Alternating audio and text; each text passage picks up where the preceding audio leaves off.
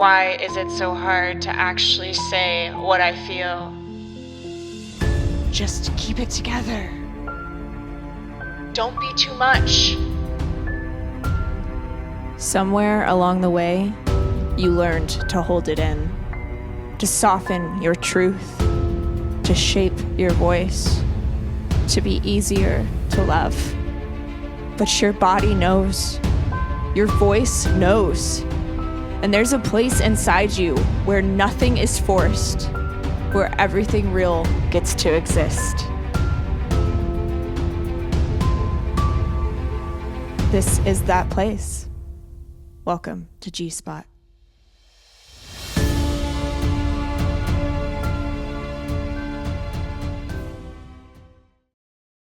My name is Graciela Serena, and you are listening to the G-Spot podcast. If you're here again, thank you so much for coming back. And if you just got here, welcome.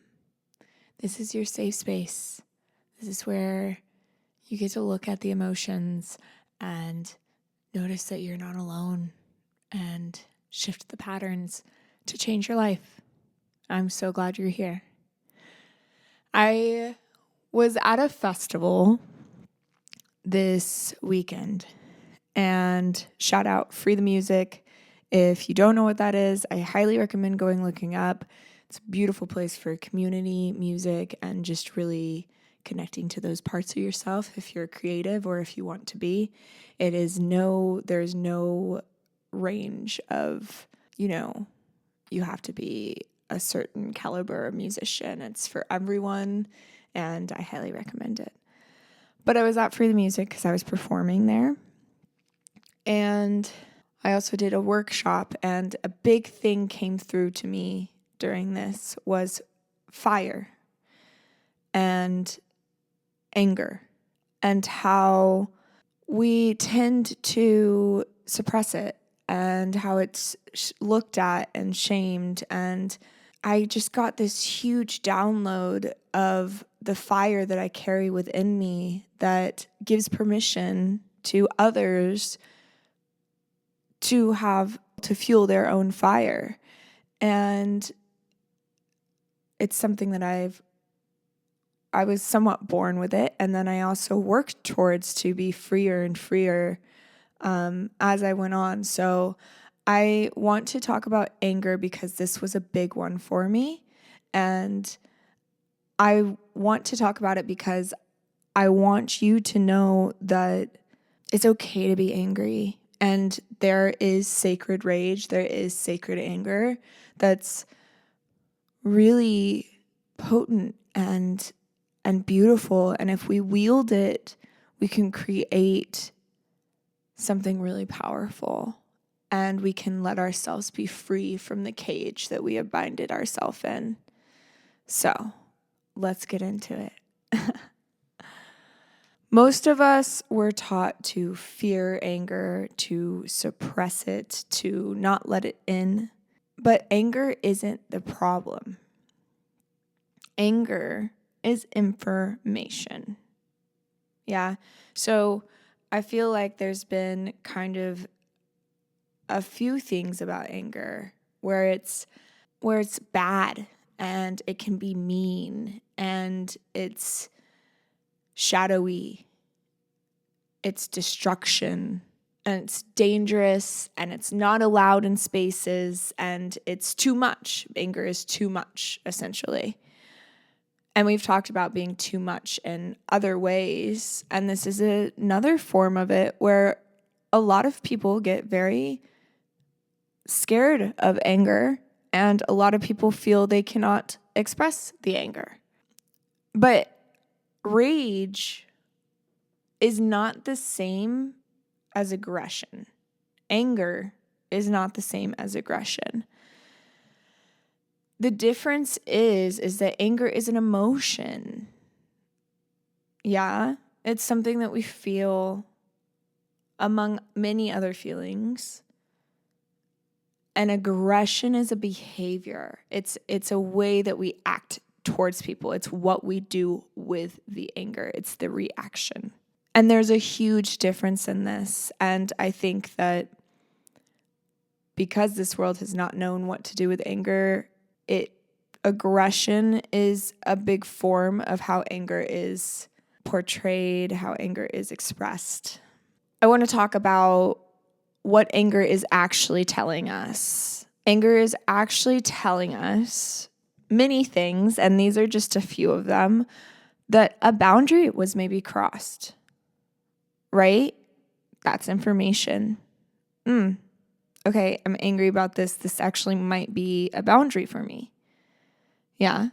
It also tells us that a truth maybe wasn't spoken. Maybe we're angry and we act like we're angry towards someone else, but really it's like the resentment that we have not expressed our own truth. It's also a form of deep pain, deep wounding that has not been addressed. It can mean that a need wasn't what met. Bleh. It can mean that a need wasn't met. And that kind of goes with like a boundary was crossed or a truth wasn't spoken, that like the need wasn't met. And it can also be a charge and a passion. When you're angry about something, like let's say the state of the world, or for me, for instance, I get really upset when I see people in toxic situations because I know what that's like and I just want to pull everyone out of it. And I know that that's not my job. And yeah, I get really fueled and I feel passionate about people's well-being when it comes to love. So that's kind of like my story with anger, is like my passion for truths, for justice, for things like that. Like there is a passion there and it's not innately bad. It's wanting the best for everyone around me and recognizing what I can't control. And if I let that calcify me and anger me, then I have realized that I can tend to push people away when maybe what they need is a friend. And I think that also like there's a big line too, you know, some things like are triggering for people. Some people have been in the toxic relationships, do not want to be around people who are in the toxic relationships. And I want to express that that is a good boundary to have for yourself if you feel like it's too much. But I think in the line of anger and justice and passion about people's well-being, there is a beauty in that. It means that you care so deeply for whatever it is that you feel fierce about, feel wild about. And I don't believe that we need to shame that. It's passion. It's what we do with that passion that is really defines the impact. Yeah. So underneath a lot of anger is grief. You may say, Graciela, I already know this. Like, whoop-de-doo. Okay, if you know it, then why are you suppressing it? If you know that there's anger and there's grief, and a lot of time anger is masking the grief, like, why are we sitting here still holding all that grief and still holding all that pain and still, you know, it's like there are ways we can know things and then not actually follow through. Something wants to be released. If there's grief involved, something wants to be addressed. And it's a disservice to yourself and maybe even the people around you to hold on to this. I talked a little bit about this in the last episode, which was that I would really have strong reactions to my partners. I would really get so, like, I would not hear them. I would have super strong reactions, and it's because of my unaddressed wounds and seeing them as someone else, something else, as something that I needed to fight against, which we talked about this a little bit in the last episode, but I'm also going to go really deep into that in episode 10. So we're on episode 8. So that's a huge one where anger actually becomes the protection mechanism, and then we are hurting are people. Yeah. I have also been angry when I don't feel chosen, when I don't feel like I'm number one, and that's obviously my own wounding of not enough, not, being chosen, not being like special, things like that. And something that I've worked with so much because, we're all special. We're all beautiful in our own way. Everyone has so many gifts and so much beauty to them. And it's really about reprogramming that concept that, I have to be chosen. Like, I choose myself. I choose my damn self. And I feel really good about that. And I know that what's meant for me will choose me. We're going to talk a little bit about the shadows of anger. When we repress anger and when we don't address it, some things that can happen and what it can become is resentment and bitterness, anxiety, people-pleasing, depression, and self-abandonment, among many other things. So what I'm saying is that the more that we hold on to this anger, the more it turns into something else, right? And it's kind of like this interesting thing where the more we hold on to the grief, the more it can turn to anger. The more that we hold on to the anger, the more it can turn into repression. And then it can turn into whatever you turn it into, whatever your system turns to. Yeah. And obviously, like with grief specifically, there's many evolutions of grief. It's not linear. Grief is a process. It's all a process. At these processes, like, it's good to look at where we might be stuck. Like, what is the mirror here? What are we wanting to address? Because if we stay in the grief forever, then we're forever grieving. And some losses are going to be a grief that carries you for a lifetime, but not something that you have to live in. Yeah. So what am I saying when I say sacred anger, sacred rage? And this is a container that I've been thinking about putting together because I want people to have a place to be able to realize that anger is okay. Your anger is information, it's knowledge, it's understanding. If you allow it to be, it's understanding of what's behind it all, what's down to the core. Your anger is passion, and it's wild, and it's free. And I want this, part of the reason why I'm talking about this topic is because I feel a huge passion in really wanting people to be able to be the most wild they can be, to give permission to those parts of you that have been feeling tied and caged. And a lot of times that stops at the anger.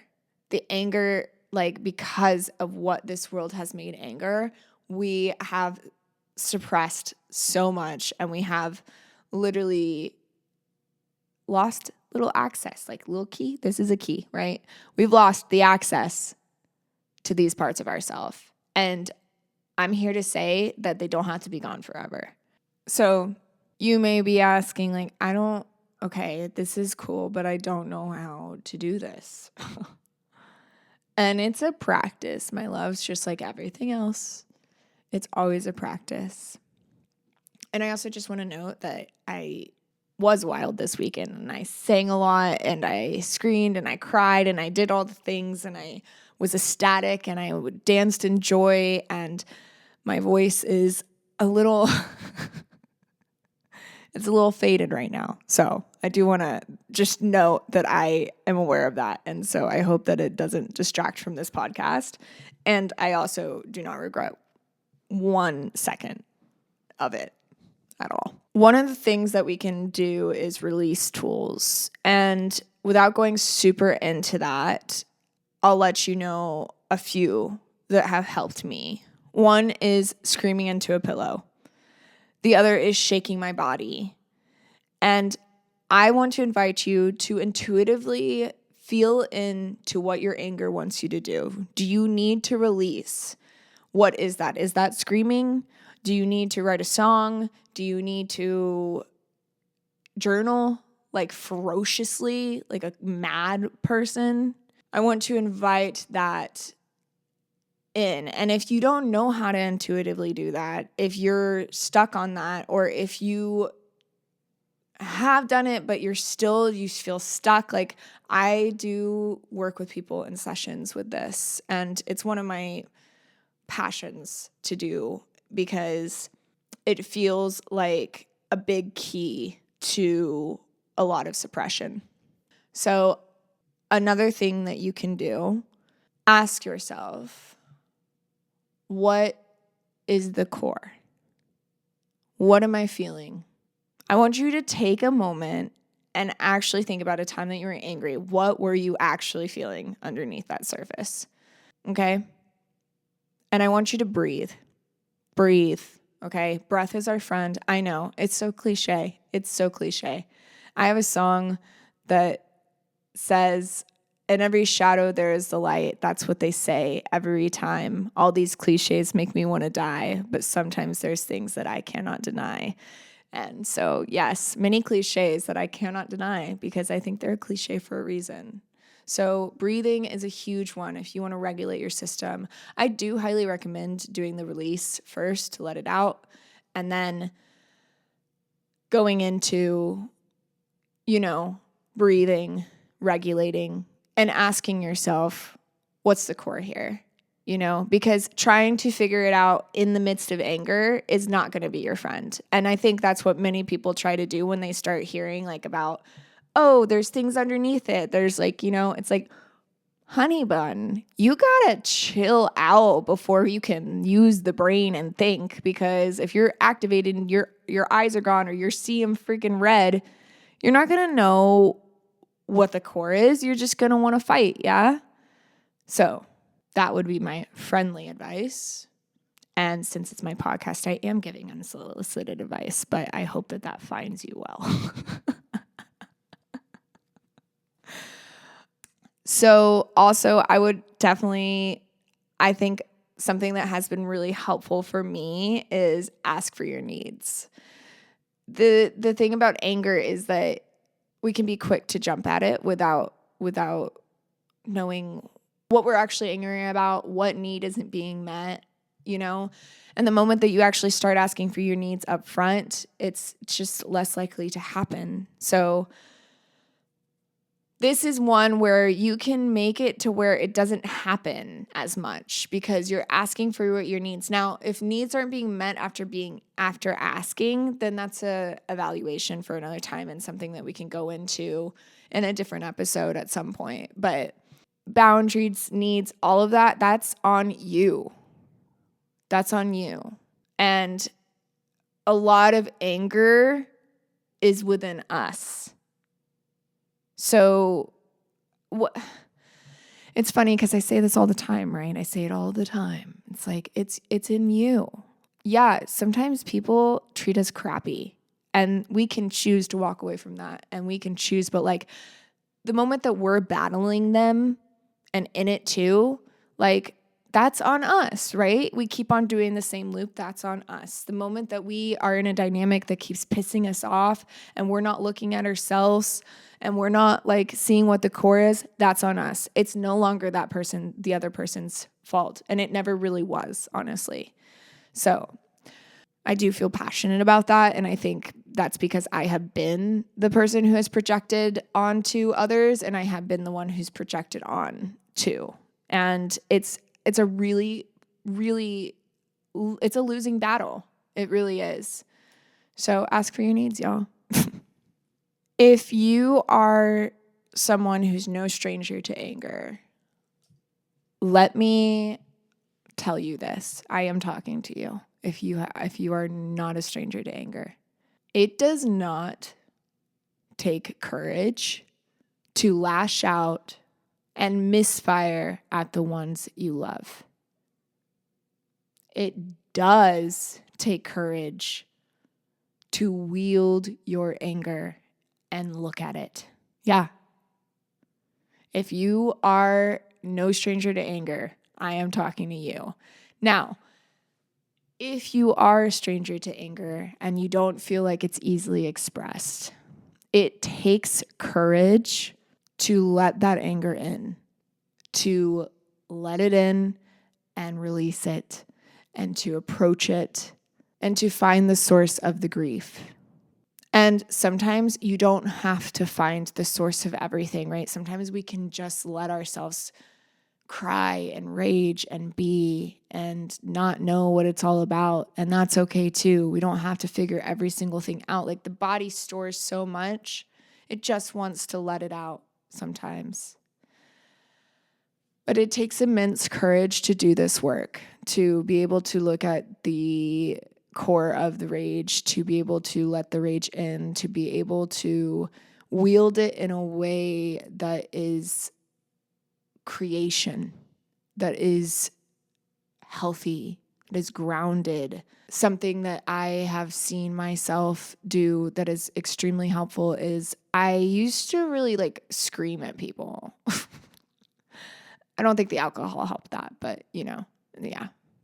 But I used to really just when I got angry, which wasn't all the time, but when I got angry, I was yelling. I was so pissed.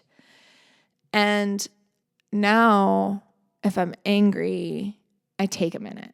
All right. I don't yell at people. I say, oh, that one hit me. I need a minute. I breathe into it. I release if I need to. And I literally, if I feel that I need to talk to somebody about it, I am gracious with my words. I speak my truth and I do not lash out. This is powerful. And many times when I have had to confront things like this, I have been met with compassion and I do not kill relationships. So these are just some ways that are helpful with rage. And I just want to shift the paradigm, okay? I want to shift the paradigm. I want to shift the story around rage. And I want to give permission to the rage, permission to the anger, because it is not bad. There is a fire in you ready to burn. And it doesn't have to destroy everything around you. Okay. So I'll see y'all next episode. Thank you so much for listening to this one. I really hope that this has landed well for you. I know that rage and anger it can be a hard subject, and I just hope that whatever aspect of this podcast it is for you, whether it was to let it out or to no longer suppress it or to wield it, I hope that you find your peace, and I'll see you next time. Mwah. Thank you for listening to G-Spot, where your truth turns you on. This isn't just something you listen to. It's something you live. So take what landed here and bring it into your next conversation, your next boundary, your next moment of truth. If you're walking this path and want to go deeper, find me on Instagram at Graciela Serena Music. You can find more information on how to work with me below in the show notes. And if this resonated, let it travel. Share, comment. I would love to hear from you.